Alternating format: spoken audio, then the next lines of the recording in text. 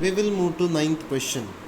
A charged particle with velocity 2 into 10 to the power 3 meter per second passes undeflected through electric field and magnetic field in mutually perpendicular directions.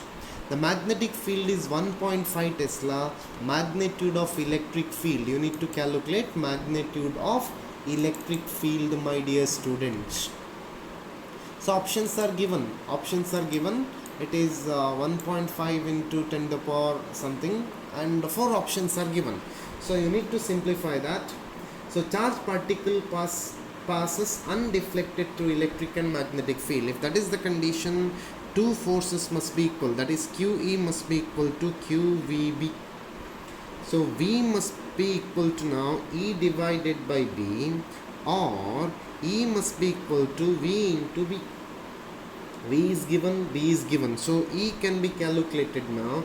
2 into 10 to the power 3, that is velocity, into 1.5 Tesla. So it becomes now 3 into 10 to the power 3 Newton per Coulomb. 3 into 10 to the power 3 Newton per Coulomb means for ninth question option C is correct. Option C is correct. 10th question, we will move into 10th question. A plane electromagnetic wave of frequency 20 MHz travels through space along x direction. If the electric field vector at a certain point in space is 6 volt per meter, what is the magnetic field vector at that particular point? You need to calculate magnetic field vector. So B becomes equal to now E divided by C. E is given, it is now 6 divided by 3 into 10 to the power 8. So it becomes now 2 into 10 to the power minus 8 Tesla. 2 into 10 to the power minus 8 Tesla means option B is correct for 10th question. Option B is correct for 10th question. 11th question, my dear students. Electromagnetic radiation used to sterilize milk is. It is ultraviolet radiation. For food process it is almost ultraviolet radiation. For 11th question option is C. 12th question, my dear students. 12th question says that if E and B represent electric and magnetic field vectors of an electromagnetic wave, the direction of propagation of the wave is along. You need to calculate the direction as well as magnitude of wave is along. Direction of propagation of wave. So to calculate electric field, and E and B represent electric field. E represent electric field and B represent magnetic field.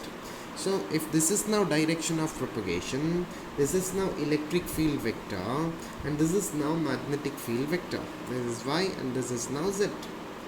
So what happens in this particular case? The direction of propagation is along vector E cross vector B.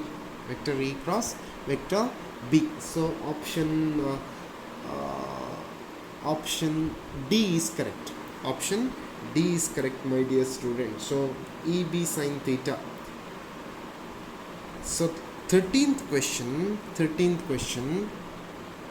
An electromagnetic wave is traveling in x direction with electric field vector given is E naught sin kx minus omega t j cap. The current expression for magnetic field vector is, you need to calculate magnetic field vector.